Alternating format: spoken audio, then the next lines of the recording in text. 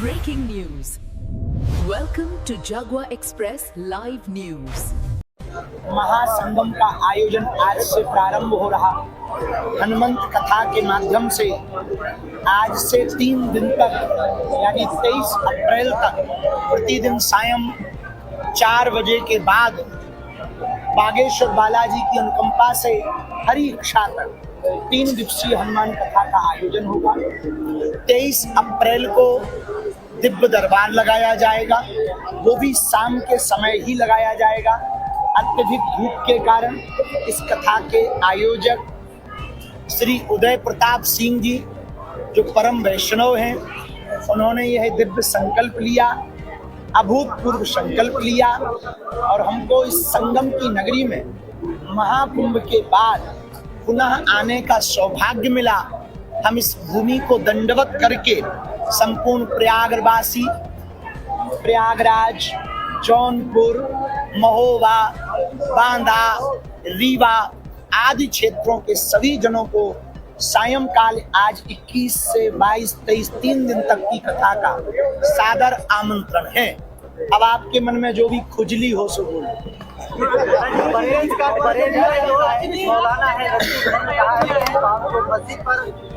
मस्जिद को कलंक कहना गलत है, आपने जो बयान है जी।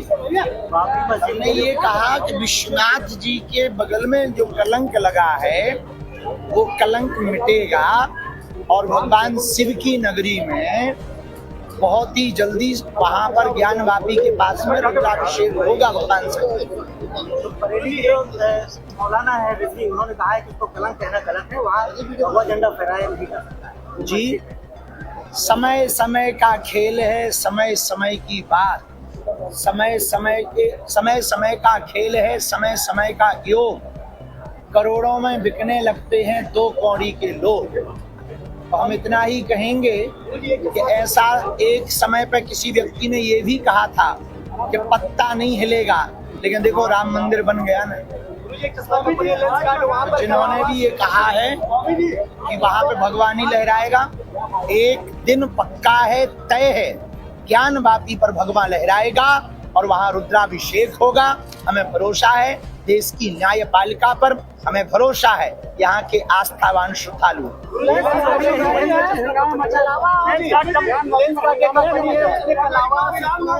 महिलाओं के पहनावे पर प्रतिबंध लगा करके फोटो और हिसाब पर उसने को उठ दिया है, कर्मचारियों के लिए मना किया है। हिंदू धर्म के साथ उन्होंने खिलवाड़ कर रहे हैं। हिंदू धर्म के कोई भी टीका, कोई भी ऐसे लोगों को भारत में रहने की अनुमति नहीं होनी चाहिए, उनको विदेशों में रहने की अनुमति होनी चाहिए। हमारे जितने भी तीर्थ देवालय हैं वहाँ पर मुसलमान भी दुकान खोले हैं, वहाँ मुसलमान भी व्यापार कर रहे हैं। हमारी कथा में भी हो सकता कई लोगों की आसपास दुकानें हों, काशी में तो है ही हैं। देने वाला कौन? हिंदू। तीर्थों में जाने वाला कौन? हिंदू। जब हम ये भेद नहीं करते तो लेंस कार्ड की कंपनी को ये भेद करना महापाप है। ऐसा करेंगे तो आने वाले दिनों में आपस का मतभेद भारत में बहुत बढ़ेगा, इससे भारत की स्थिति विचित्र होगी। हम उनसे यही कहेंगे सुधर जाओ, नहीं तो आने वाले दिनों में सिधर भी जाओगे, भारत का कानून छोड़ेगा। भारत की बात करो, से हमारा क्या भाव? अरे प्रयागराज बुंदेलखंड की बात कर लकटा। जिहाद की बात है। हाँ बोलो आप। तो अगर आपको नहीं जाता है इसको दुनिया में भारत कितना सफल है। देखिए वैश्विक रूप से देखो, तालाब में पत्थर फेंको या डायमंड, तरंग दोनों से उठती है। उसी प्रकार विश्व में कहीं पर भी युद्ध होगा, उसका स्पंदन हर देश को होगा, तो भारत को भी होगा और हमें लगता है भारत को ज्यादा होगा। नासिक के कंपनी में लव जिहाद को लेकर बड़ा मामला हुआ है, वहाँ के वर्करों को, महिलाओं को लेकर उस पर हमने बोल दिया है कि सुधर जाओ वरना भारत का कानून सुधारेगा। और महाराष्ट्र का कानून बहुत अच्छा है और महाराष्ट्र में इस बात को लेकर के बहुत प्रबल, वहाँ के हमारे यशस्वी मुख्यमंत्री बहुत ही प्रिय श्री देवेंद्र फडणवीस जी सैद्धांतिक रूप से, वैचारिक रूप से अपनी परंपरा को बहुत प्रबलता से मानते हैं। जल्दी ही हमें भरोसा है कि वो इस पर कठोर कार्रवाई करेंगे। और हम हिंदुओं से प्रार्थना करेंगे कि देख लो, हमें लगता है व्यापारवाद में यदि मजहब को आगे लाया जाएगा तो देश की स्थिति परिस्थिति बिगड़ जाएगी। वरना हम हिंदुओं से भी अपील करेंगे कि अपनी अपनी कंपनियों में सिर्फ हिंदुओं को ही काम दें। आप बताएं क्या कह दें, आप क्या सुनना चाह रहे हैं? यूजीसी के भी यूजीसी के समर्थन में कुछ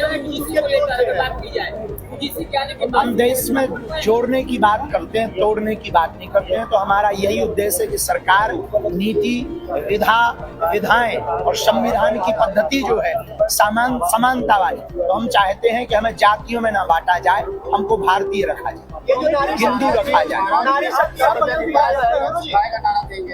जी तो उसमें दिक्कत क्या है? आप क्या अपना भर सुख चाहते हो का?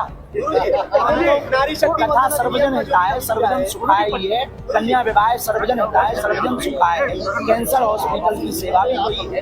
धार्मिक तीर्थस्थलों से सबके लिए, हित के लिए और सबके सुख के लिए ही कार्य किया जाए। पश्चिम बंगाल में योगी जी ने कहा है कावा नहीं बनने देंगे। क्या कावा नहीं बनने देंगे? हाँ, तो भारत में काबा की क्या आवश्यकता है? हमें आप एक बात भी तो बताओ ना, भारत में काबा की जरूरत नहीं है। काबा जहाँ है वही ठीक है, भारत में काबा की आवश्यकता नहीं है। भारत में तो हमें लगता है विश्वनाथ बाबा की आवश्यकता है।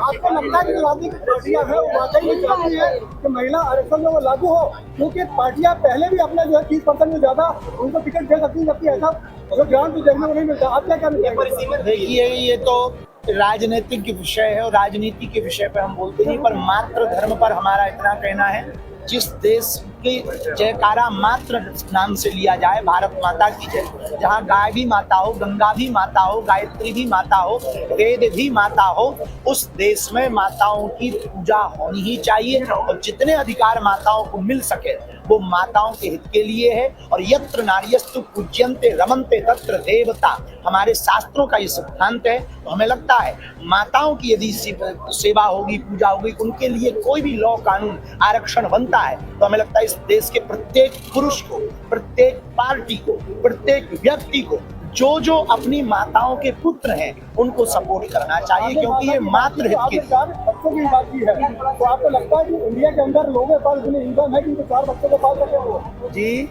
आपने 4 बच्चे कहे, अजगर करे ना चाकरी, पंछी करे ना काम, दास मलुका कह गए सबके दाता राम। जब उनके 30 बच्चे पल सकते हैं तो हिंदू के 4 नहीं पल सकते हैं।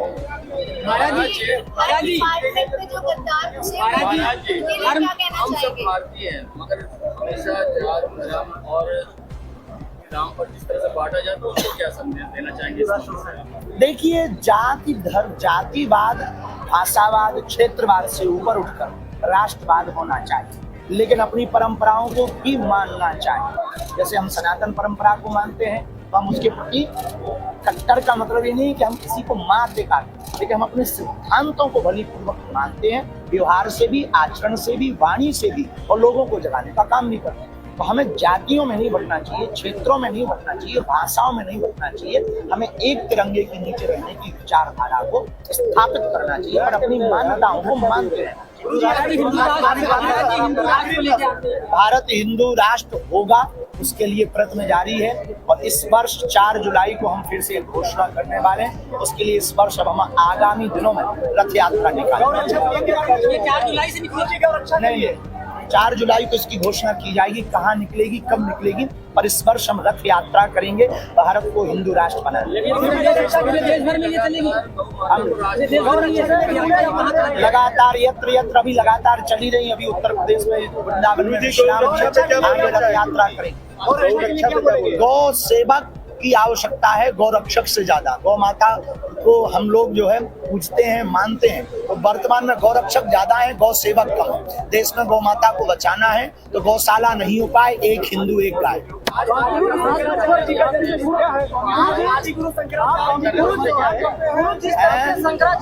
यहाँ का राज क्या है सर? सबसे पहले ये लोग जानना चाहते हैं। ये तो परसों दरबार में न कटे, तुम ही देख लेना।